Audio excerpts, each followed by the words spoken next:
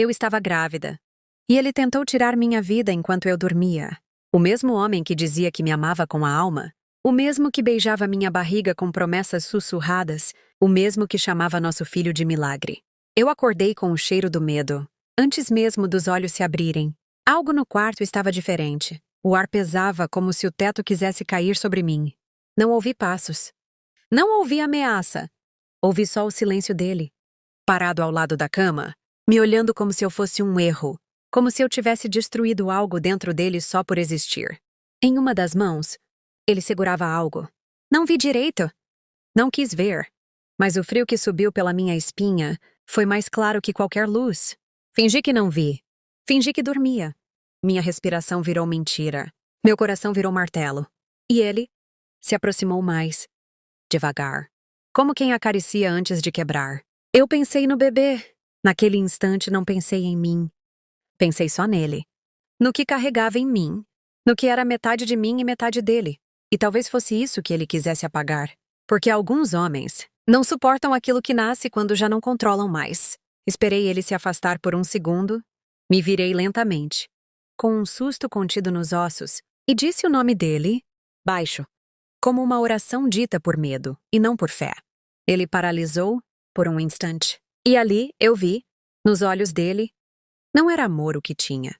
Era raiva de não ser adorado como antes. Eu perguntei por quê. A voz saiu trêmula, mas saiu. Ele não respondeu, só disse: "Você me prende." E saiu do quarto. Naquela noite eu arrumei minhas coisas, com as mãos tremendo e o ventre gritando proteção.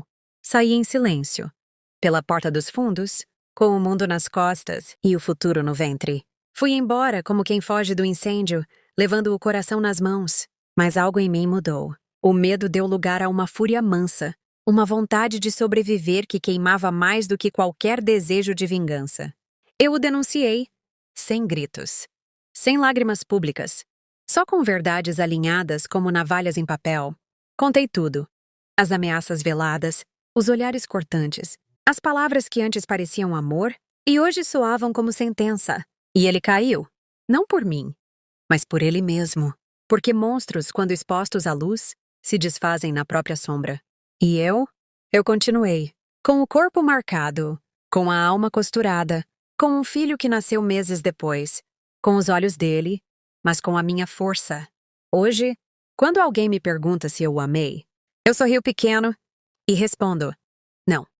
Eu me confundi com o toque, com a presença, com a fome de ser escolhida.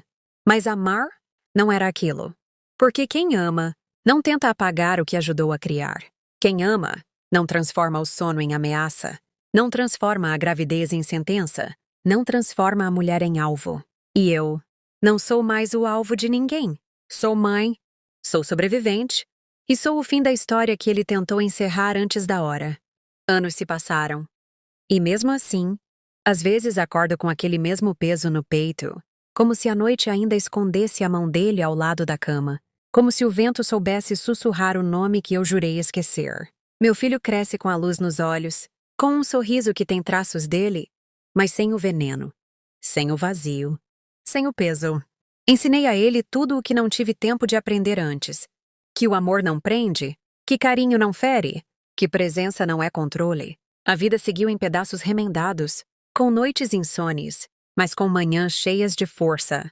Até o dia em que o passado voltou, com passos leves e olhar abatido. Ele apareceu na porta da escola, esperando do lado de fora, como se tivesse o direito de ver, de tocar, de dizer. Meu corpo tremeu, como no primeiro dia, mas não por medo, por memória. Me aproximei com o peito erguido e a alma armada. Ele sorriu. Um sorriso fraco, quebrado, diferente daquele homem que tentou me apagar no escuro. Disse que mudou, que pagou pelo que fez, que entendeu tarde demais, mas entendeu. Disse que sonha com o filho, que às vezes acorda chorando, que carrega minha ausência como sentença. E eu ouvi, não por ele, mas por mim. Porque às vezes, ouvir o que nos feriu é a forma mais silenciosa de dizer que aquilo não nos pertence mais. Ele pediu perdão, com a voz embargada e os olhos que tremiam. E eu percebi que ele estava realmente vazio, não perigoso, não cruel, só destruído. Mas eu não era mais aquela mulher grávida que implorava salvação em troca de presença. Não era a menina que confundia controle com paixão. Não era o corpo frágil deitado em uma cama, esperando um toque que podia matar.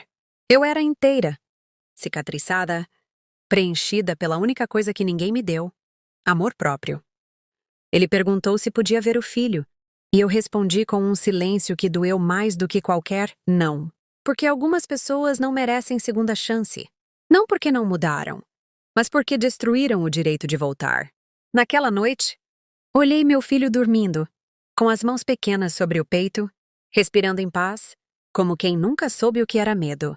E agradeci, não por tudo que vivi, mas por ter saído viva, por ter escolhido seguir, por ter me amado na hora exata em que ele tentou me apagar. A vingança verdadeira é viver sem carregar o peso de quem tentou nos matar. Eu não denunciei ele por ódio. Não o rejeitei por vingança. Não disse não por orgulho. Eu fiz tudo por mim. Por nós.